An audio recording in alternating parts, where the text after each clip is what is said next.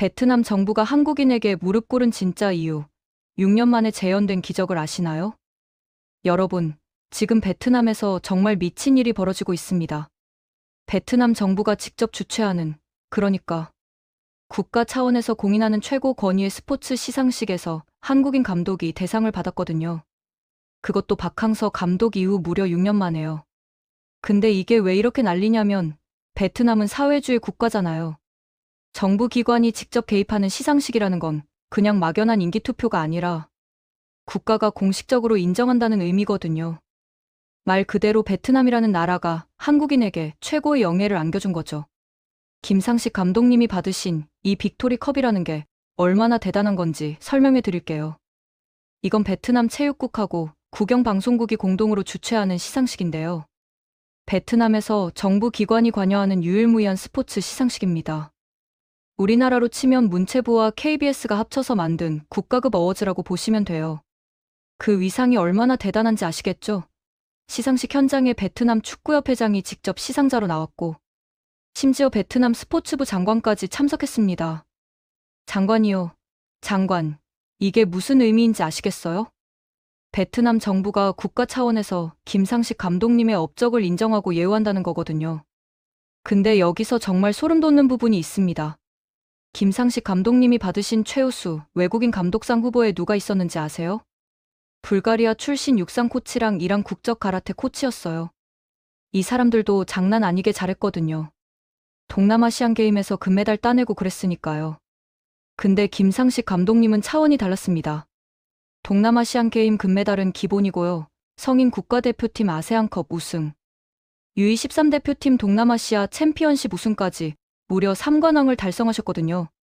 이게 얼마나 대단한 건지 감이 안 오실 수도 있는데, 베트남 입장에서는 말 그대로 축구 역사를 다시 쓴 수준이에요. 자, 여기서 타임라인을 한번 정리해 볼게요. 베트남 축구가 어떻게 몰락했다가 다시 부활했는지 말이죠. 박항서 감독님 계셨을 때 베트남 축구 진짜 미쳤었잖아요. 피파 랭킹이 141권에서 두 자릿수까지 올라갔어요. 두 자릿수요. 동남아시아 국가가 피파 랭킹 두 자릿수라는 게 얼마나 말도 안 되는 일인지 아시죠? 그야말로 베트남 축구의 황금기였습니다. 거리마다 박항서 감독님 포스터 붙어 있고, 베트남 사람들이 한국 사람 보면 감사하다고 인사하던 그 시절 말이에요. 근데 박항서 감독님이 떠나시고 나서 베트남 축구가 어떻게 됐는지 아세요? 완전히 나락으로 떨어졌어요. 후임으로 온 트루시의 감독 체제에서 인도네시아한테 완패했습니다. 인도네시아요. 그것도 홈에서요. 베트남 팬들 입장에서는 그야말로 치욕이었죠. 아시안컵에서도 조기 탈락하면서 베트남 축구의 위상이 다시 바닥으로 곤두박질 쳤거든요. 피파 랭킹도 다시 112권 밖으로 밀려나면서 박항서 감독님이 쌓아올린 모든 게 무너지는 것처럼 보였어요.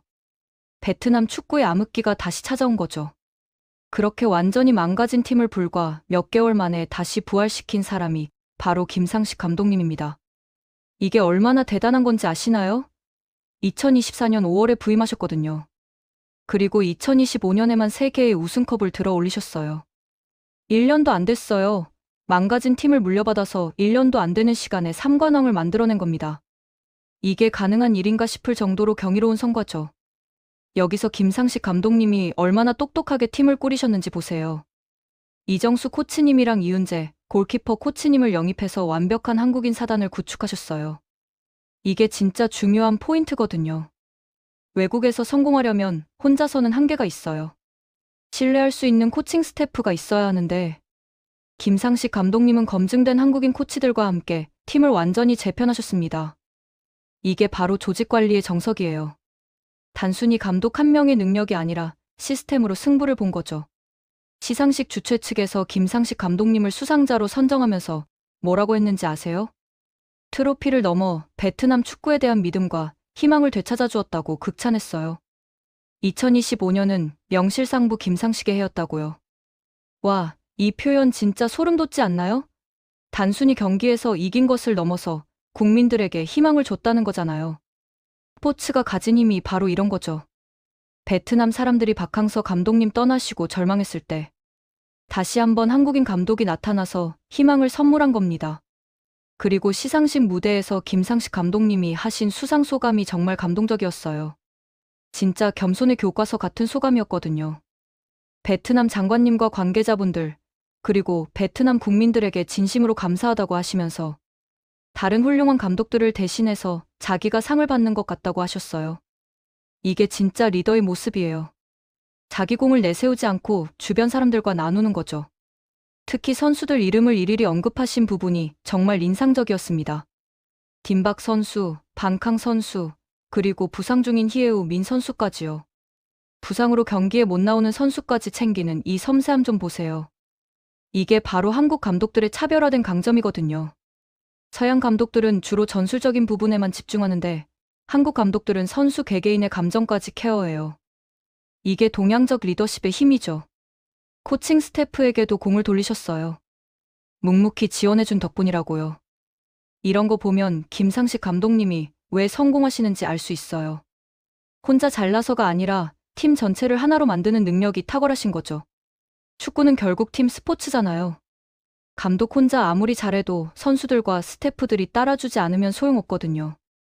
김상식 감독님은 이 부분을 정확히 이해하고 계신 겁니다. 그리고 마지막에 베트남어로 충목남머이, 그러니까 새해 복 많이 받으라고 인사하셨대요. 이 디테일 좀 보세요. 베트남에서 일하시면서 베트남어까지 공부하신 거잖아요. 이게 바로 현지화의 정석입니다. 외국에서 일하면서 그 나라 언어를 배우고 문화를 존중하는 모습, 이런 게 진짜 프로페셔널한 태도예요. 베트남 사람들이 김상식 감독님을 사랑할 수밖에 없는 이유죠. 인터뷰 내용도 정말 감동적이었어요. 승리했을 때 오토바이 타고 거리로 나와서 함께 환호해 주던 팬들 모습이 정말 행복했다고 하셨거든요. 베트남은 오토바이 문화가 발달한 나라잖아요. 경기 이기면 사람들이 오토바이 타고 거리로 쏟아져 나와서 축제를 벌여요. 김상식 감독님이 그 문화를 이해하고 함께 즐거워하신 거예요. 이게 진짜 현지화예요. 단순히 일만 하는 게 아니라 그 나라 사람들과 진심으로 소통하는 거죠. 근데 여기서 김상식 감독님이 하나 아쉬운 점을 말씀하셨어요. 우승의 순간들을 항상 원정 경기에서 맞이했다는 거예요. 그 영광스러운 장면을 베트남 홈구장에서 팬들과 함께 나누지 못한 게 개인적으로 가장 큰 아쉬움이라고 하셨습니다. 이 말 한마디에 베트남 팬들이 완전히 녹아버렸을 것 같아요. 자기 영광보다 팬들과 함께하지 못한 걸 아쉬워하시는 거잖아요. 이게 진짜 팬심을 얻는 방법이에요. 자, 여기서 우리가 주목해야 할 포인트가 있습니다. 왜 베트남이 계속 한국 감독을 찾는지 말이에요. 박항서 감독님 계셨고 중간에 프랑스 감독 실패하고 다시 김상식 감독님 오셨잖아요. 이게 우연일까요? 절대 아니죠. 한국 감독들한테 뭔가 특별한 게 있다는 겁니다. 첫 번째로 한국 감독들은 약팀을 강팀으로 만드는 노하우가 있어요. 우리나라 축구 역사를 보면 알 수 있잖아요. 원래 아시아에서도 중하위권이었던 한국이 어떻게 월드컵 4강까지 갔겠어요? 히딩크 감독님이 시스템을 가르쳐 주셨고 그걸 한국 감독들이 습득해서 발전시킨 거죠. 제한된 자원으로 최대의 효과를 내는 방법을 우리는 너무 잘 알아요. 두 번째로 한국 감독들은 조직력과 훈련 시스템이 탁월합니다. 군대 문화의 영향도 있고 교육열이 높은 사회 분위기 때문에 체계적인 훈련 프로그램을 만드는 데 강점이 있어요. 동남아시아 국가들은 개인 기량은 좋은데 조직력이 약한 경우가 많거든요. 한국 감독들이 오면 그 부분을 확 끌어올려줘요. 세 번째로 멘탈 관리 능력이 뛰어나요. 한국은 스포츠 심리학이 발달한 나라예요. 압박감 속에서 경기하는 법, 역경을 극복하는 법, 이런 걸 선수들한테 가르치는 데 특화되어 있죠. 베트남 선수들이 박항서 감독님, 김상식 감독님 만나서 멘탈이 확 달라진 거 보면 알 수 있어요. 네 번째로 헝그리 정신이 있어요. 한국 감독들은 아직도 증명해야 한다는 마음가짐으로 일하시거든요. 유럽이나 남미 출신 유명 감독들은 이미 성공한 사람들이라 안주하기 쉬운데 한국 감독들은 항상 더 잘해야 한다는 압박감을 갖고 계세요. 이게 베트남 같은 나라에서 일할 때 엄청난 강점이 되는 겁니다. 다섯 번째로 아시아 문화에 대한 이해도가 높아요. 서양 감독들은 아무리 능력이 뛰어나도 문화적 차이 때문에 어려움을 겪는 경우가 많아요. 선수들과의 소통 방식, 팀 분위기 만드는 법, 이런 게 다 달라요. 한국 감독들은 같은 아시아권이라서 베트남 선수들의 정서를 이해하는 데 유리하죠. 여섯 번째로, 가성비가 좋아요. 이게 좀 직설적인 표현이긴 한데 실제로 중요한 부분이에요. 유럽 빅리그 출신 감독들은 연봉이 엄청나게 비싸잖아요. 그런데 한국 감독들은 상대적으로 합리적인 가격에 높은 퀄리티를 보여줘요. 베트남 입장에서는 최고의 선택이 될 수밖에 없는 거죠. 일곱 번째로, 현지화 능력이 뛰어나요. 아까 말씀드린 것처럼 김상식 감독님이 베트남어 배우시고 현지 문화 존중하시는 거 보셨죠? 한국 사람들은 외국에 나가면 그 나라 문화에 적응하려고 노력해요. 이게 엄청난 강점이에요. 축구는 단순히 전술만으로 되는 게 아니라 선수들, 팬들, 협회, 언론과의 관계가 다 중요하거든요. 여덟 번째로, 끈기가 있어요. 한국 감독들은 단기간 성과에 급급하지 않고 장기적인 비전을 갖고 일해요. 박항서 감독님도 처음부터 잘한 게 아니잖아요. 시간을 갖고 팀을 만들어 가셨거든요. 김상식 감독님도 마찬가지예요. 급하게 결과를 내려고 하지 않고 차근차근 팀을 재건하셨어요. 아홉 번째로, 유스 시스템 구축 능력이 뛰어나요. 한국은 유소년 축구 시스템이 잘 되어 있는 나라예요. 이 노하우를 베트남에 이식하는 거죠. 김상식 감독님이 U23 대표팀까지 맡아서 우승시킨 거 보면 알 수 있어요. 단순히 성인 대표팀만 신경 쓰는 게 아니라 미래를 준비하는 거예요. 열 번째로, 데이터 분석 능력이 뛰어나요. 한국은 e스포츠 강국이잖아요. 게임에서 데이터 분석하는 문화가 스포츠 전반으로 확산됐어요. 한국 감독들은 상대팀 분석, 선수 컨디션 관리, 전술 수립의 데이터를 적극 활용해요.